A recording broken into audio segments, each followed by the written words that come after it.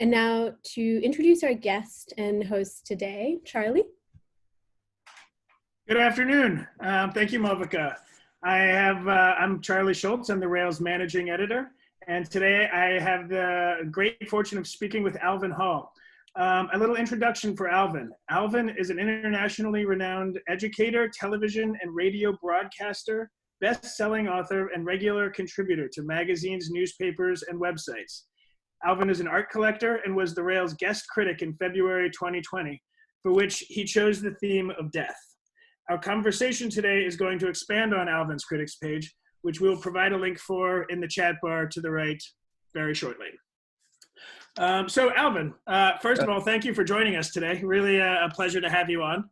And I just wanted to open the talk by just asking you how you decided that the death was the theme and when, because I feel like that's an important point for our audience to understand.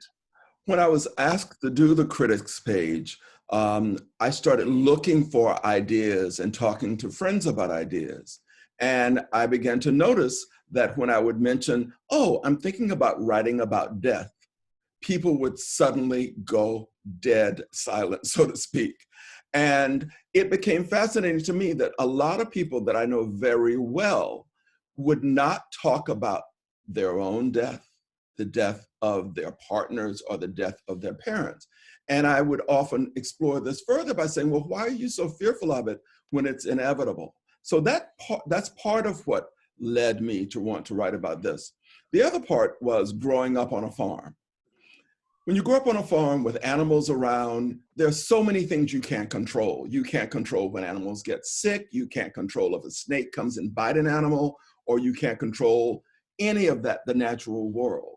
And one of the things my parents never shielded us from was the death of animals or the death of relatives. So it has always been something that I have been keenly aware of. And it's been always, I thought, a gift in my life that it's been there.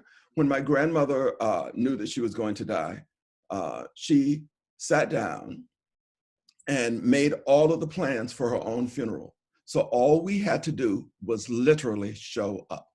Nothing more than showing up. So all of this led me to this topic and to want to write about it and to hear what other people had to say about it. When I can very much relate to the process of watching animals die, having grown up on a farm myself.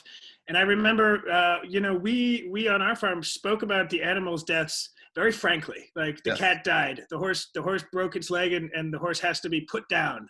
There was certain language that was used for the animals that wasn't used for people passing. You're so right about that. Everybody now uses a term. Somebody passes on, or they make the transition. They want to have all of these other words instead of the simple words, this person has died, or this person is dead. I think those two words are so final that they're difficult for people to accept. So therefore, they want these words that suggest that something is moving forward into a different dimension to give them comfort. I understand that, but in reality, the person is dead. The person is dead. Yeah, and it's so interesting how just the simple fact of how we use the words inhibits or enhances our ability to appreciate an experience that is, as Dan Cameron wrote, absolutely inevitable for each one of us. Yes. And I'm curious, in your experience of living in the UK, living in the South, living in the North, did you have different experiences of this language? Yes, in the South, people tended to, in the Black communities, to be more direct about it. They included you in the process. You weren't removed from it, and it was very, very clear. Once I moved north, where people had more money than I did, I find that people with more assets, shall we say, or more things more material things in the world, tended to speak of it a bit more abstractly, not wanting to deal with the sort of absolute of it.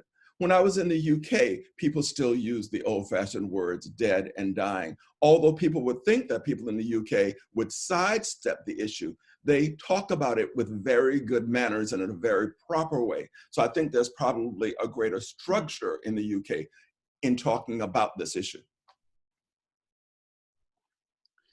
Yeah, I bet you're right. I'm going to bring us into the art world here, and come from your introduction. In the introduction of your article, you write about death and art becoming linked in your mind during the AIDS crisis. Yes. Can you talk about how that link was made and how that developed? Yes. The AIDS crisis was for me one of the most frightening experiences of my early days in New York City. And all of a sudden you would see a person that you know well, my friend Adrian, my friend Paul, my friend Drew, the list is endless. And all of a sudden they would be so different, either from Kaposi sarcoma or from wasting away. And you just didn't feel as if you had a place for all of the death that was going on around you. And I remember walking into a gallery and seeing David Ronarovich's Peter Hujar dying. It was taken right after Peter Hujar died. And I still can hardly talk about that picture, because that picture captured in that moment both the sense of relief that I saw in the people who were struggling against death. As a friend of mine said one time, he didn't know whether he was struggling to stay alive or struggling to die. And that picture just haunted me for years and years and years. And then I had two friends, Steve and Walt, who bought it.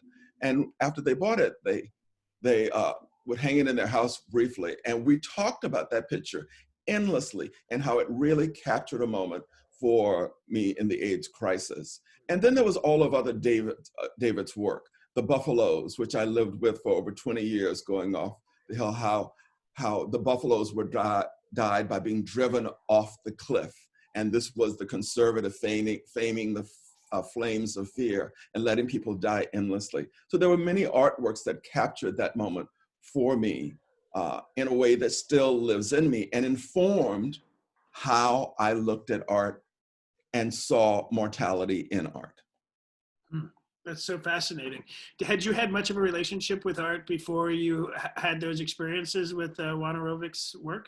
Yes, I had started collecting in 1983 when I moved to New York City. I had the wonderful experience of meeting a person who is still one of my great friends, Marvin Heiferman. He was then working at Castelli Graphics, and Marvin was one of the earliest people to see photography as art. And so I would go around with him to look at various shows that had photographs in it. So my eye for art was developing, and Marvin was so much a part of how I learned to look at photography, how I learned to look at art in general. And then, as is often the case, the student, which I was to Marvin in essence and friend, but the student grows a little bit and decides to find their own way. And so I started looking at paintings and other works. And as you start looking at things, what gives them the significance? What makes this work resonate with you in different ways? And during the AIDS crisis, I saw works that really were talking about it, maybe not directly in the AIDS crisis, but they were there. In the introduction, I write about Kay Rosen's Little Statuettes. It's one of the works I've had the longest in my collection. And to me, that is a monument. That work represents all of my friends who died of AIDS, who were ostracized. And I still can't look at that work and not feel their presence in my life. It's such a profound thing, not only how the artwork can open gateways or portals to those sorts of experiences, but how when our life changes and the things that we experience as humans, when we have to move through those moments, when we return to the same artworks that we thought we knew, sometimes they turn out to be completely different than we remember. Oh, this is so brilliant that you said that, because this is one of the points that Peter Schjeldahl makes at the end of his article in the current issue of The New Yorker. He talks about the museums are closed to us now, as he writes about primarily about Las Meninas. And he says that when we go back into those museums, the experience that we're having in society with people dying, with our fears of what's happening with COVID-19, the political aspects of it will inform how we see that work. Yeah. And that's going to be interesting to go into the Met or go into the Modern and look at pieces that we feel we know and how this time has recontextualized them for us, emotionally, psychologically, and historically. I couldn't agree more. I think now every figurative painting that I look at least part of my mind is going to think, oh, those figures are social distancing. This is a safe amount of space for them. It's true. It's true. And you think about some of the essays that really stayed with me during this time is the Stephen Perkinson essay looking at a piece of memento mori, where it's 4 sides to the carved piece of ivory. And here you have a young man, and then you have the young man holding a cup of wine and the hand of death reaching around to touch, and then the young man gradually dying, and then death consuming the young man. And that this object was a luxury object at this time. Yes. That's the thing, that somebody would carry this around, and it was used to remind them of the significance of living. Not just life, the significance of living, and that it reminded you that you only had so much time and to make wiser choices about what's meaningful to you as you go through life. That was one of my favorite pieces in the section, largely because it taught me something brand new. And I really liked how in the sequence of the 4 figures, in the opening sequence, it's the young man consuming the glass of wine as like a sign of pleasure and life's the pleasureful things that one can consume. And in the end, it's death consuming the person. Exactly. And the death figure has a $10,000 grin on its face. Yes. Yeah. And it puts forth this idea that, perhaps there is pleasure in this passage. And the other thing that I really admired about Stephen's perspective on that piece was that it was not only did he make it evident that it was a piece that was a luxury item worn by an affluent individual who would have a lot of material possessions, and that the piece was meant to remind that individual that material possessions aren't meaningful, and that the piece itself was a material object that sort of undermined its own presence. Yes, that was so brilliant. Yes, I love that too. So brilliant. And one of the questions that Stephen posits in that piece is that real meaning, it does not exist in the material object. He doesn't exactly say real meaning where real meaning might exist, but I was curious if you had a thought on that, where real meaning might be if it's not in material things like ivory pendants. That's a good question. Real meaning, I think, exists in the decisions that you make relative to other people. So I must say that I was raised in a very specific fundamentalist world. And while I do not today embrace that fundamentalism, I must be honest that it exists in me. And the part that exists in me is all of the commandments that said, do unto others as you would have them do unto you. That is just a part of who I am. I heard that from the time I was probably 6 months old until the time I left home at 15 and a half every Sunday, because you had to go to church. So for me, the meaning comes from my connection to other people, to the things I can give and share with other people. And I think this time now, where we are forced to be simple. We can't go shopping every day. We can't look for beautiful things every day. May give people a moment to dial back, to think of what's important, to think of where is my actual pleasure and what are the things that I share with other people. One of the aspects of this is the fact that people are eating more and talking about food more, which is really basic and comforting, and sharing recipes. I think all of these things are part of creating that awareness of what's significant beyond the material world. That makes a lot of sense to me. And it makes me think of, when I was having the great enjoyment of spending time on your website, I happened on your Twitter feed and noticed a very warm commemoration to your friend David Driscoll, who passed. There I go. Who passed? Didn't even think about it. Who died on April Fool's Day of this year from complications because of COVID. And in your note, you note that David was he was the first artist that you had met, the first art teacher who was an African-American that you had met. Yeah, and I was hoping that maybe we could talk for a minute about David's influence on how you thought about art and just David in general. I met David in 1972 and 1973 when I was at Bowdoin. And he had a house nearby, near Falmouth. And the house was right off the interstate, actually. And he was teaching a class at Bowdoin. I can't remember if I audited that class or not. That's what I keep going through my mind, whether I actually took the class or audited the class. And I met him in that class. And he was talking about art that I had no idea about. I had no frame of reference for, and nobody had ever talked about this. And here we were at Bowdoin College in Maine.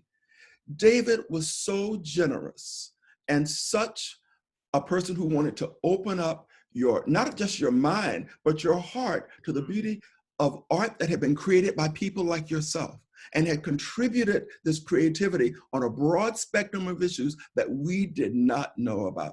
That course was so important, and which was characteristic of me at that time, I decided that I had to know David better. So I actually pursued a friendship with David and his wife and went to their house. I think I had dinner there. I did have dinner there a couple of times over the years, but it was just wonderful. And the thing that remains for me about David is that every one of the conversations I had at those dinners, as well as outside, I always learned something about an artist that I didn't know. And that David was always, always gracious. He could be at an opening at the Modern, surrounded by people who had collected him, at the Studio Museum of Harlem, or at one of his shows. And when I walked up, he would always give me this gracious smile. And he would always ask me what I was doing. We'd do this wonderful little exchange. Sometimes it was for no more than maybe 2 or 3 minutes, but he was always present. I think the ending to the Skowhegan obit from him was just perfect, that David did not seek glory, he was glory.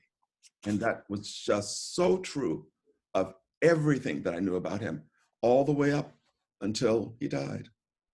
Yeah, I had the pleasure of meeting him one time, and that was very much the impression that he made on me. I was someone that he had never met, and he was surrounded by people that had collected him at a dinner at an opening.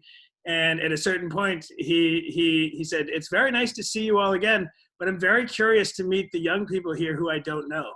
Yes. And I just remember feeling more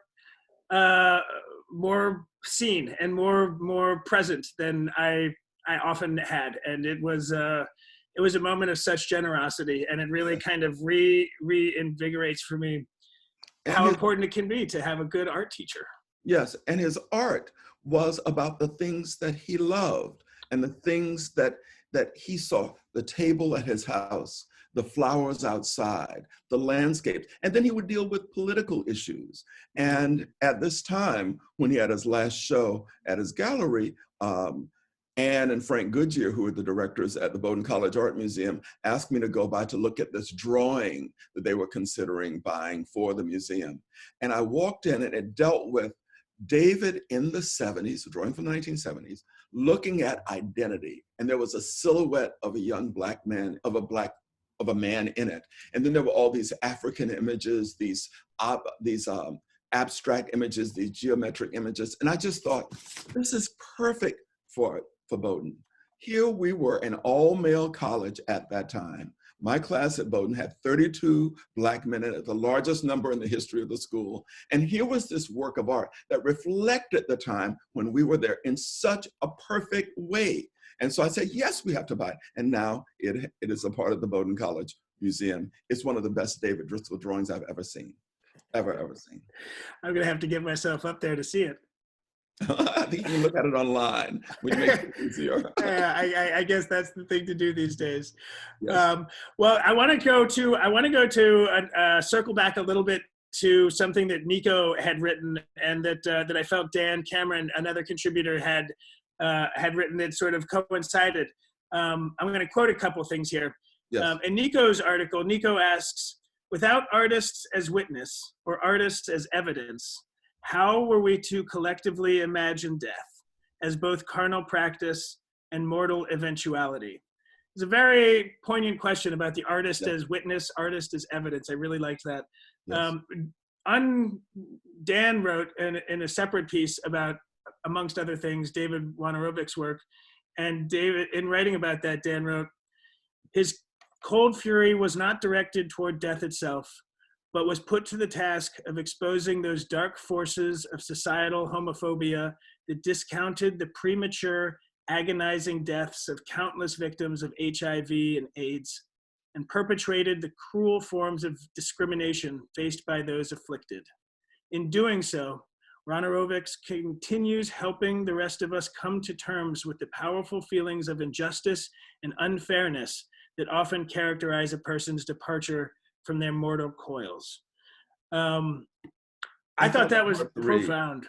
I found that hard to read. I'll tell you why. I was reading it this morning, getting ready for this, and at that moment, I saw that they were both Nico and Dan, and in that context, David Wanarowicz's was writing about the fight of marginalized people, the people who are seen through a certain lens as lesser than, and often these are the people who are subject to death during these times earlier. For example, during the AIDS crisis, when the President of the United States, Ronald Reagan, did not mention the word AIDS. How people wanted to be in denial about it, how they contextualized it in a funny way. And as I started reading that this morning, I was overwhelmed, literally overwhelmed, with having right across the table from me the article about how Black people in America, African Americans, are dying in such high numbers. The people marginalized, the people outside the mainstream, and how these deaths are not being tracked in the right way in some municipalities. There was a great parallel there that seemed to speak to our contemporary life in a way that I didn't fully realize when I wrote when the essays were first put together and you and I were reading them and editing them. And now, as we've gone through this time, you look at those statements and they seem prescient about today, about this moment, that the struggle that David wrote about and the struggle of artists who've also written about various forms of marginalization and discrimination, that it will influence works in the future, just in different ways in the context of what we've experienced now during this pandemic. I couldn't agree more. And it actually brings me to towards the end of Nico's article. She kind of gets more specific when she starts talking about Jatovia Gray's excellent film work and how Jatovia kind of narrows in on this idea of ecstasy as a survival tool for people navigating a marginalized existence. What did you think about that idea of ecstasy as a survival tool? It took me back to every Sunday church meeting, every revival meeting that I went to, every Wednesday night prayer meeting I went to. Growing up as a kid, in order for people in this little southern town where segregation was everywhere, where most of my relatives worked as maids in people's households or took care of people, those religious gatherings, those praying, those people getting happy and shouting in church and letting the Spirit enter them and bring them to this moment of ecstasy where all of the troubles of the world was released from them. It took me back to that. But it also took me to the moment in Ferguson and all of these places where people gather spontaneously to sort of start to make noise, to talk about these issues of injustice. And in that group coming together, there is this release, this collective release. So I saw it both from the individual standpoint in the segregated South, where my relatives would get happy in church and the Spirit would take them over and they'd faint and they'd wake up and the burden of the week had been lifted to them, to how people come together today. So I think her statement is so beautiful. And that's what I love about Jatovia's film, actually. I saw that film first in a show curated by Hilton Alls. And I just stood there mesmerized by that film, about how it takes you on that ecstatic journey in a way that is so visceral. And in her article, Nicole writes about how there's a rhythm to it that all Black people know. Yeah, I know that rhythm, and I know the release that comes from that rhythm. As you were talking, it made me think about I'm not in New York right now, much to my, I don't know if I miss it or don't miss it. I have so many mixed feelings, but I've heard that at 7:00 there is a communal sort of cacophony that moves throughout the city that is kind of to praise the workers, but also I'm wondering how much that connects to this idea of an ecstatic expression by the community as a way to kind of deal with the burdensome situation that we're all in. Totally. And I take long walks around Manhattan, and about 2 or 3 days ago, I happened to be across from Roosevelt Hospital off near Columbus Circle. And all of the several emergency vehicles and fire vehicles were out with their red lights on, and all around in all the apartment buildings were people banging on canes and saying yes and thank you. It was that same ecstasy, and you could not divorce yourself, no matter how you tried, from the energy that was created. I actually teared up because it was just, you knew those emotions were real. They were not fake, and they were part of not only saying thank you, but finding a way to let go of being cooped up, to let go of just the anxieties. Praising somebody else, not praising yourself, gives you that release. That is a very simple but incredibly profound thing. Praising someone else and not praising yourself. It's I think that's the key. I want to switch gears a little bit and talk about, since we're all sitting still, I want to talk about one of the pieces that referred to a lot of movement. Jonathan Colm wrote a great piece about the experience of driving through the South in the beginning of a project that you two would endeavor on. Jonathan talked about the experience of driving an automobile as an African-American person, and the sentence that really sticks with me, I want to quote from: "The spiritual awakening my Green Book journey has offered me as I continue to cover thousands of miles in my silver truck is the opportunity to explore the tension that transforms vulnerability into freedom, where the exposures enacted by my body and camera become one." I'm still thinking about that exploring the tension that transforms vulnerability into freedom. What do you think about that tension? So when we started the original journey, we were traveling with the producer of my BBC radio program, Jeremy Grange. And one of the discussions that we had before Jonathan started his own project was who was going to drive the car. That was really a big discussion. Jeremy Grange is a white British guy, right? And here you have two Black guys in a car driving from Tallahassee, Florida to Bainbridge, Georgia, through Montgomery, Jackson, Memphis, all the way up to Ferguson, Missouri. And one of our concerns was, what happens if we get stopped? That was always, and so Jeremy ended up driving most of the trip. When Jonathan started his trip, we had an extensive discussion about what it's going to be like with him and his dog Rito on the road. And he talked about the type of car he wanted to drive on the trip, how it would give him a bit of anonymity, but also a bit of power behind him. But by going out and then getting out of the car, he does become vulnerable. You can get chased by a dog. Candice Taylor, I think, in her book, The Overground Railroad, wrote about when she was out photographing some Green Book sites, that she was chased by dogs, right? She was almost attacked. That's a type of vulnerability. But then when you have accomplished what you want and you're able to safely get back in the car or just safely go on the road, there's a freedom in that. In Jonathan's essay, he also talks about how when you're in the car, you're immobile, right, and that everything is going past you, right, going by you. And that's a freedom too. Those freedoms are very rare, I think.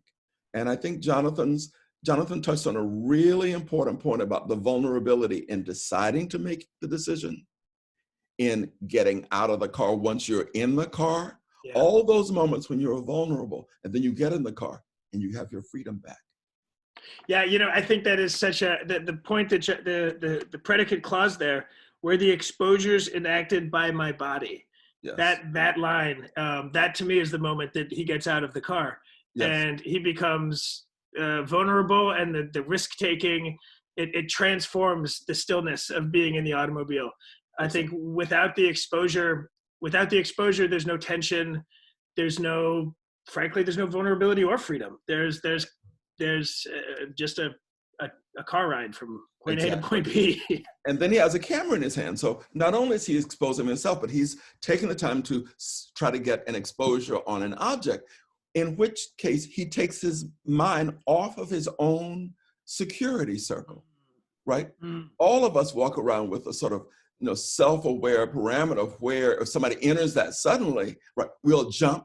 But what if his total attention is on the camera? Right. We're trying to get this spot that was in the Green Book, this location, which represented safety. So in order to photograph a place that was supposed to be a safe harbor for a brief moment, he has to make himself vulnerable. Yeah. Because he shifts his attention away from self-protection to the object. And that's what has been the, I think, great evolution in the work that he's doing around this, that it's not just about Green Book, the buildings, it's about the people who exist in those communities today and what vulnerability exists in their lives. Well, thinking about Jonathan focusing on the people also makes me think about Wardell and the work that he speaks about in the critics page. He's in the work he speaks about in the critics page is the subjects in Robert Mapplethorpe's I don't want to call them portraits of Black men, photographs of Black men, I think is more appropriate. Yes. And it seems to me that Wardell is, well, I mean, he says that he's trying to introduce a Black gaze that would counter Mapplethorpe's white gaze, but I also get the feeling that he's trying to get to know the individuals in the photographs as people that had breakfast in the morning and somebody they were in love with in the evening, and more so than aesthetic figures. I think you're right. I think I've been talking to Wardell about this work, and I think it's really about how we create little things about people that really capture their memory. You remember the shape of someone's head. You remember the gesture. I had the amazing experience recently of doing one of my long walks around Manhattan, of seeing somebody walking and saying, God, that reminds me of somebody. Turned out it was that person, right? And the way that person holds their hands or moves their head. I think in Wardell creating these collages and then drawing on them, he's trying to bring something forward for himself and for the viewer about these people who died early that we don't know. All we have are Mapplethorpe's images of them. Yeah. It would be interesting to take an image of one person who appeared in multiple shots and just look at them again and again and again to see what you would learn from that. But all you would get ultimately would be what Mapplethorpe thought. And I think Wardell is trying to look behind that a little bit to see what's in the eyes. Was there something in the gesture of the head? Was it scripted, or was there a vulnerable moment in that person during that shoot where that person's personality came through, who they were, not who Mapplethorpe wanted them to be? Yeah. And it seems like very, very important work to do. Carter Ratcliffe wrote a great piece that was very critical of Mapplethorpe's legacy, and also having to do with this body of work. And one of the things that seemed important to Carter was to continue to reevaluate the history of these images and to continue to understand them in different contexts and to continue to basically evaluate their value, which is, I think, a useful exercise for every book or artwork. And one of the things that I think Wardell really successfully does with these collages is that he kind of asks anybody who's going to engage with those pieces to engage with the questions that Carter brings up. You know, what's really here? What is and it seems to me that that sort of thing, it's one of those artworks that has a lot of political weight to it, that is not making a didactic political statement. And it just seems very, very valuable right now, and a very helpful kind of work to be doing. Yeah, and for me, there's another dimension to this work, and that involves T.S. Eliot, the love song of J. Alfred Prufrock. Oh. And I will never be able to quote this line exactly. You would think after all these years I would be able to, but I don't remember it accurately. And it is, we put on the faces to meet the faces that we meet.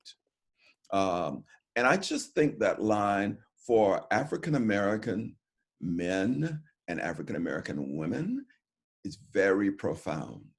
Often in order to get through life, and in this case for Robert Mapplethorpe's, the people in his photograph, they put on a face both to be a part of that group, to fulfill some fantasy that was involved for what they anticipated would be the viewer. But even in those moments, what about them come through? And I think Wardell is trying to get behind the faces that they put on. He's trying to get to who they are and break through those layers by this collage. Yeah, that's really great. I think with that, I think we should move to the Q&A. I've seen a bunch of questions roll through the chat bar as we've been talking. Yes. So Malvika, I will turn over to you if you want to guide us through some questions. Yeah, thanks so much, Charlie. Our first question is coming, it's a joint question, and it's coming from Madeline and JC. So I will unmute you. Let's see. I'm unmuted now. Yeah. Oh, you're both unmuted. Excellent. Hi, go ahead. Amazing. So Alvin, JC and I were just talking separately in the chat about what you were saying about walking, and we were wondering two things, and I'll let JC take it away after I introduce it. But I would love to hear a bit more about how walking sort of influences your thought process, the bodily movement of walking. And then JC had a really interesting linkage to the contrast between walking and then the safety of being in a car, or the presumed safety. Oh, that's a very good question. So yeah, JC. Walking for me is meditative. It helps me, if I am in motion, physical motion with my legs moving and my body moving, I can ruminate on a point and get clarity and often decipher my own feelings on that point. And typically at the end of a walk, I have made a decision about something, and I then have the clarity and I think the mental, the physical exhaustion to say, okay, I've made that decision, I've ruminated it on it enough. And so walking around the city, I typically take 5, some days 9-mile walks around the city during this time. And it's all about my thinking and meditating. And typically I don't cut on my phone during this period of time. So I'm in constant motion. And that's one of the joys of the city the way it is now, is that often I don't have to stop once in the entire time I'm going around the city. Alvin, did you manage to see Jatavia Gary's recent The Giverny Suite that opened at Paula Cooper Gallery in like late February? No, I flew to London before that happened. We were supposed to go see it, but I missed it. Is it brilliant as I think it is? It is brilliant, and I guess it connects in a way. She does these interviews with people on the street in Harlem asking about whether asking Black women whether they feel safe in the neighborhood.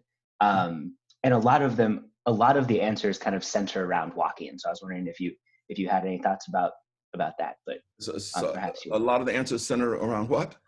Around walking, around the kind of the tension between about exposure, but also there was a lot of talk about like the body language of walking and the pace and kind of the form, if you will, of like the person's stride. Yes, this was a point brought up to me by a Black female friend of mine when I told her about my walks. And she said, "Don't you feel vulnerable when you're walking along the Bowery by yourself?" She said to me, "Don't you feel that you are possibly an opportunity crime waiting to happen?" To be honest, it hadn't really entered my mind because I always think I walk so fast, but it did make me rethink how I walk, where I walk. I don't wear headphones when I walk. I'm constantly monitoring around. I try to give myself a purposeful look, even when I really don't have a purpose. So I do think you think about that. And I think whether I'm on the Lower East Side or walking along the Bowery, or about a week ago, I was walking along the Park side of Central Park South. There was no one on that side of the street from Fifth Avenue to Columbus Circle. I was the only person. And for the first time, I thought, what if somebody grabbed me and I screamed? What would happen? What would happen? So it is that sense of vulnerability that I think about frequently during my trip, during my walks now, and I adjust. I like to walk in the early mornings or near sunset when I think fewer people out, but I do adjust, and I become keenly aware of that because of my friend's comment. That seems to connect to the faces from Prufrock as well. Yes. Which is also kind of a poem about walking. Yes, it is. Yes. It so is. I didn't even realize that. Yeah. Yep. Thanks, Alvin. Yes. Thank you, Alvin. Thank you. Thank you. It's a good question. Okay, our next question will be from Julie McGee. Julie, I'm going to unmute you now. A Bowdoin graduate, I think.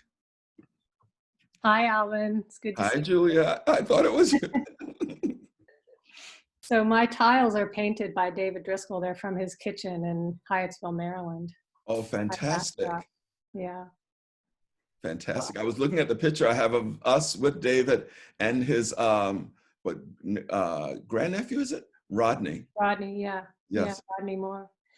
So I was wondering, the New York Times and many organizations have been running these fabulous photographs of various parts of the globe related to empty spaces and essential workers. And I guess because we started this conversation and thinking about photographic moments of the AIDS crisis, I'm wondering what will be the art of the pandemic in the future that can hold these global, simultaneously very personal, institutional, and national memories.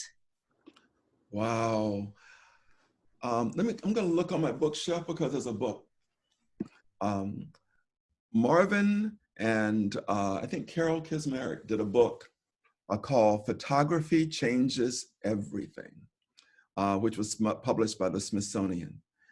It's a book that I look at frequently.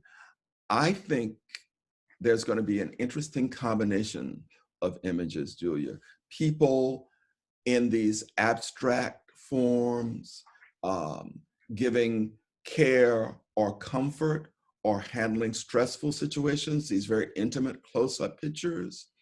I think there will be shots of vast empty spaces with nobody in it to show how people remove themselves from these places and how the city continued to have this sort of eerie beauty during this period of time.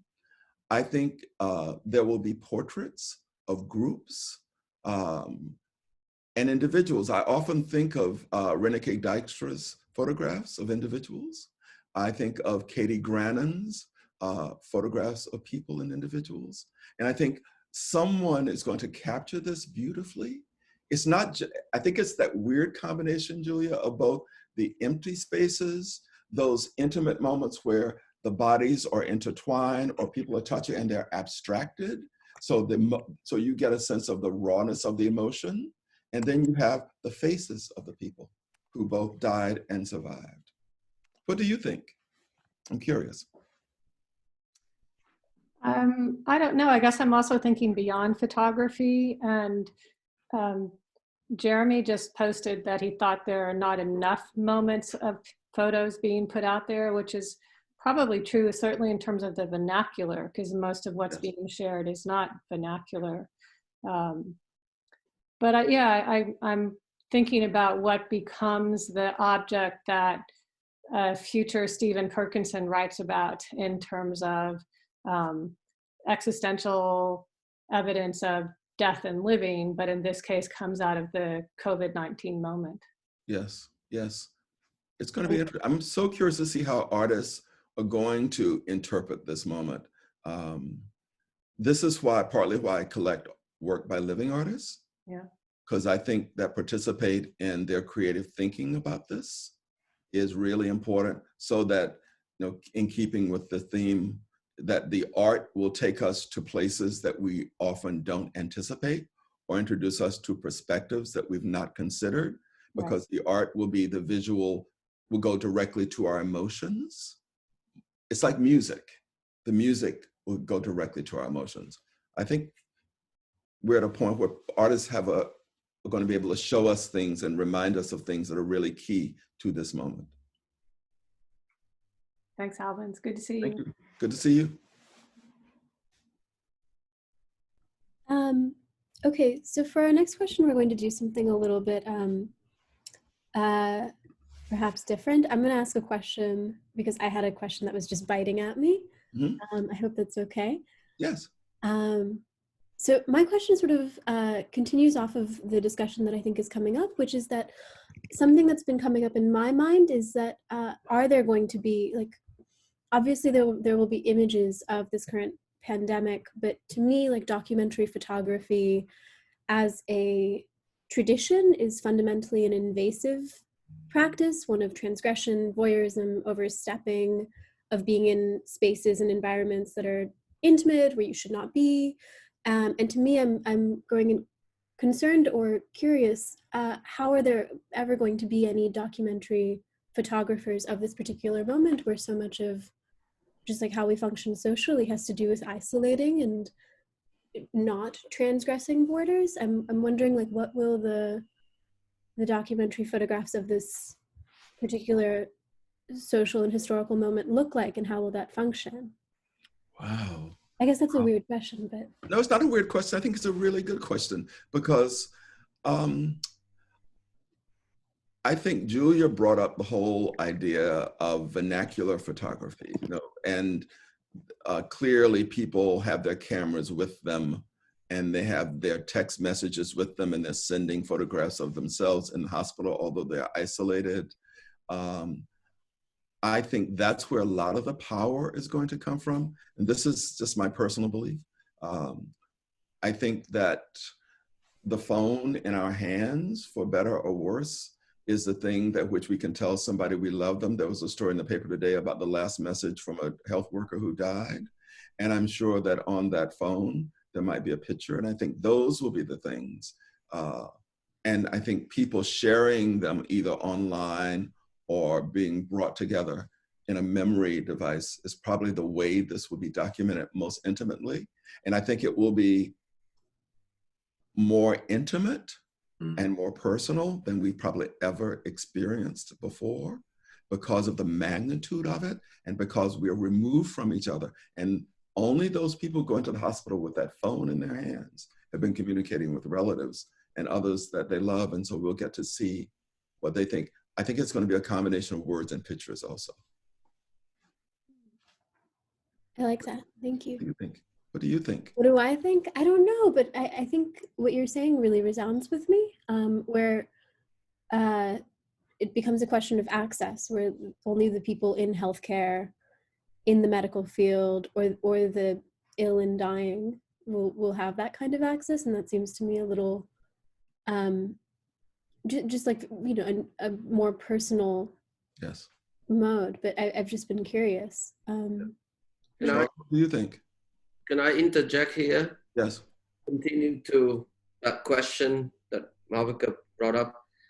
It's not that simple to depict truthful documentation, technologically speaking, or, you know, for documentation and whatnot, because, for example, the most controversial images, I guess, could have been several examples, but I can't help but thinking of the Sudanese girl crawling to the feeding center.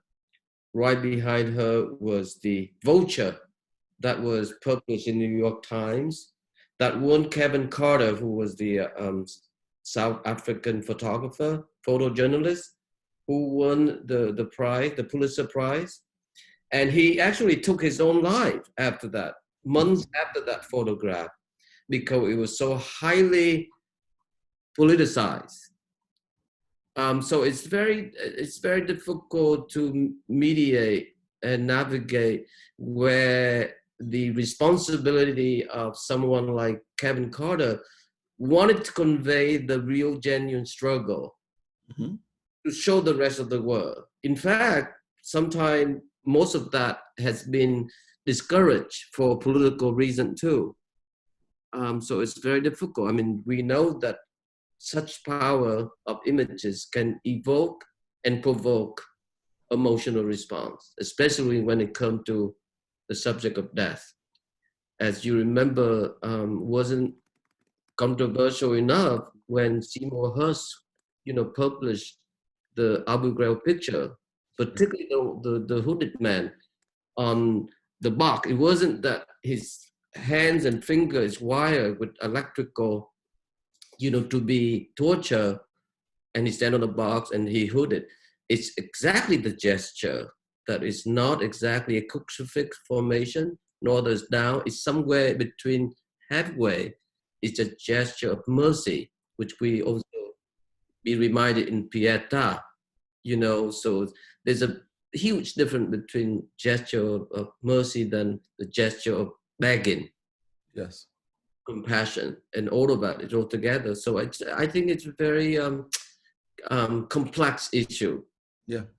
What lie between, you know, what need to be documented and sent to show the rest of the world, and what criteria be from the beholder looking at it. But I have one question.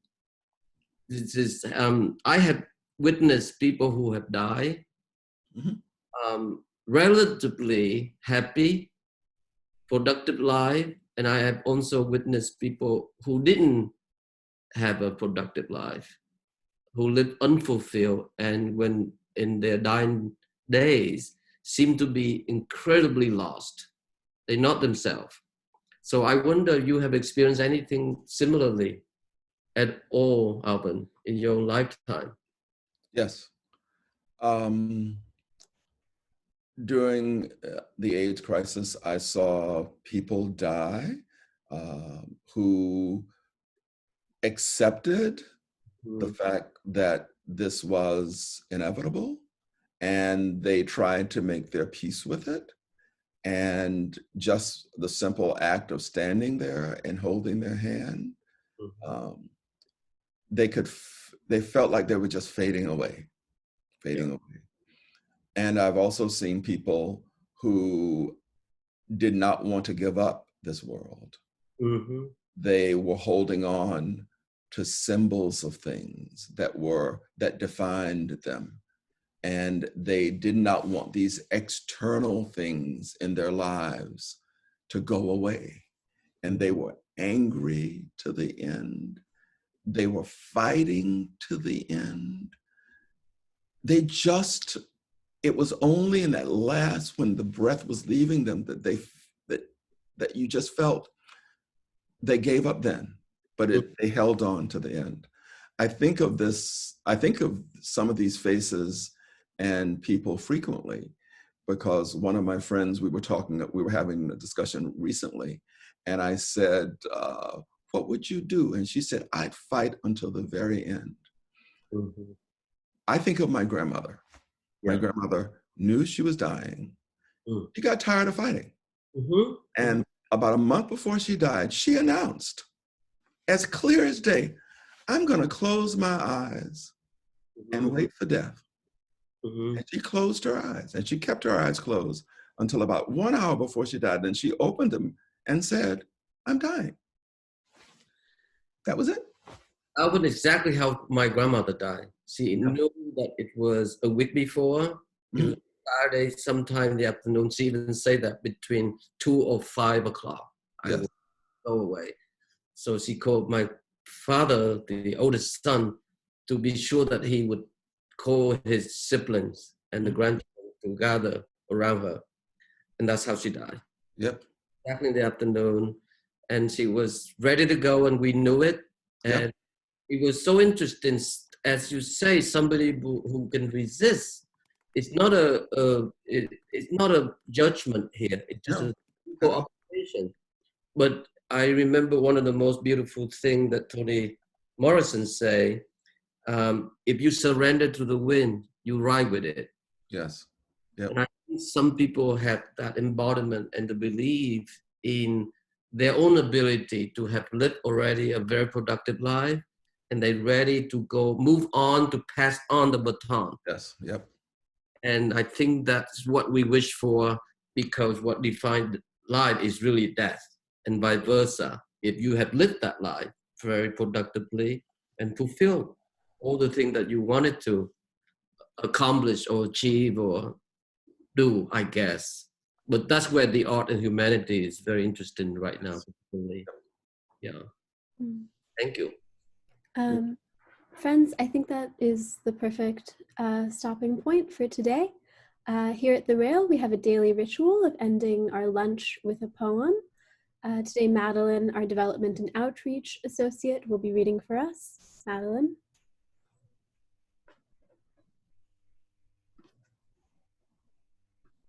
She's coming. Here. Yes? Can you hear me? Yes. Amazing. Thank you, Alvin. Thank you, Malvika. Thank you, everyone. This was so special. And I'm going to be reading a poem by a poet I really love. I think a lot of us love him, W.S. Merwin, who sadly died last year. But I'm so glad I picked this specific poem because I think it really demonstrates sort of the ecstatic nature of praise. I love this poem a lot. It's called Thanks. Thanks. Listen. With the night falling, we are saying thank you. We are stopping on the bridges to bow from the railings. We are running out of the glass rooms with our mouths full of food to look at the sky and say thank you. We are standing by the water thanking it, standing by the windows looking out in our directions. Back from a series of hospitals, back from a mugging. After funerals, we are saying thank you. After the news of the dead. Whether or not we knew them, we are saying thank you. Over telephones, we are saying thank you. In doorways and in the backs of cars and in elevators. Remembering wars and the police at the door and the beatings on stairs, we are saying thank you. In the banks, we are saying thank you in the faces of the officials and the rich. And of all who will never change, we go on saying thank you, thank you.